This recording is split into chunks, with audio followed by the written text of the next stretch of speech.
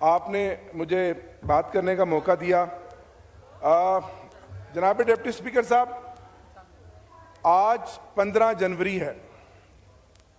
मैं सबसे पहले तो 13 जनवरी 2 दिन पहले पीछे जाना चाहता हूं कि पिछले साल 13 जनवरी को, आज 13 जनवरी के ही दिन रात के अंधेरे में जमहूरियत को और इस इलेक्शन प्रोसेस पे शब खून मारा गया। उस वक्त के चीफ जस्टिस काजी फायज ईसा ने पाकिस्तान की सबसे मकबूल तरीन पार्टी से और उसके वोटर से उनका हक छीना, इंतखाबी निशान बल्ला छीना। और उस शेम और उस दिन से आज दिन तक डिप्टी स्पीकर साहब एक साल से ज्यादा हो गया है कि मुल्क जिन बहरानों का शिकार है और धौंस, धांधली और जबर के जरिए जो ये फॉर्म 47 की हुकूमत एक अजाब की शक्ल में इस कौम पर मुसल्लत की गई है, कौम इसको भुगत रही है।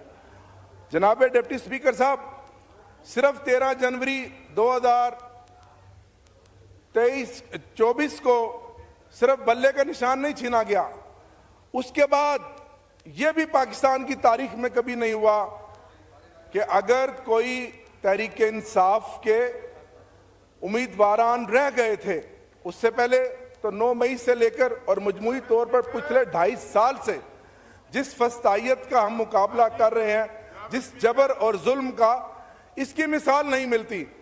फिर उसके बाद यह भी आपने पहली बार देखा कि जो उम्मीदवारान रह गए, उन उम्मीदवारान ने जब अपने नामजदगी आरोज के बाद जमा कराने चाहे तो किस तरह पुलिस ने छीना, किस तरह उनको लूटा, उनको रोका। और उसके बाद 8 फरवरी को जनाब डिप्टी स्पीकर साहब, इस कौम ने खामोश इनकलाब के जरिए इमरान खान के नजरिए को वोट दिया और मकबूल तरीन पार्टी को 9 करोड़ से ज्यादा वोट देकर यह साबित किया कि पाकिस्तान के अवाम इमरान खान के साथ हैं। जनाब मुझे टाइम देंगे, मैं बहुत कम बात करता हूं, मुझे टाइम देंगे। और आज का दिन जनाब डिप्टी स्पीकर साहब इसलिए अहम है कि यह जमहूरियत पे जो पूरा शब खून मारा गया, यह इलेक्शन कमीशन ऑफ पाकिस्तान के जरिए मारा गया और पाकिस्तान की तारीख का सबसे मुतनाज़ा इलेक्शन कमीशन ऑफ पाकिस्तान आज अपनी स्याह तरीन मुद्दत खत्म करके घर जा रहा है।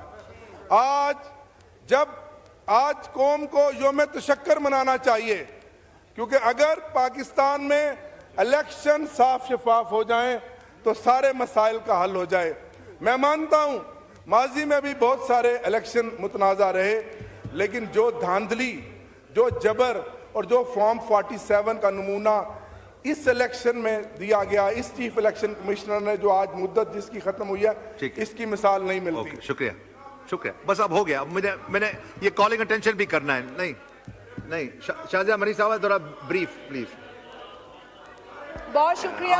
आपको 4 दफा मौका दिया। डेप्यूटी स्पीकर साहब, बहुत शुक्रिया डेप्यूटी स्पीकर साहब। आप वाइंड अप करें ना। नहीं, पॉइंट ऑफ ऑर्डर पे घंटे की तकरीर तो नहीं होगी ना।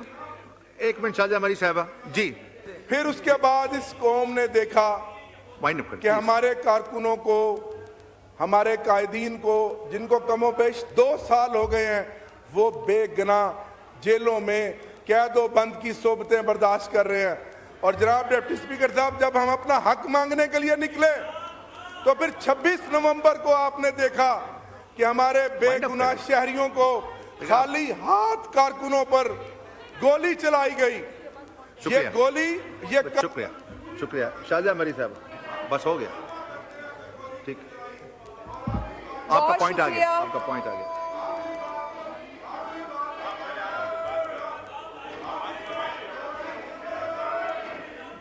आपको मौका दिया वाइंड अप करने का, आपको मौका दिया डॉक्टर साहब, आपको मौका दिया जी। माइक खोलें डॉक्टर साहब का। एक डिप्टी स्पीकर साहब, आखिरी बात ये है, आखिरी बात प्लीज, आखिरी बात ये है कि हमारा मुतालबा है कि 26 नवंबर और 9 मई के वाकया पर जुडिशल कमीशन बनाया जाए और हमारे बेगुनाह कारकुनों को, कायदीन को रिहा किया जाए और इन तमाम मसाइल का अगर कोई हल है तो वो इमरान खान है।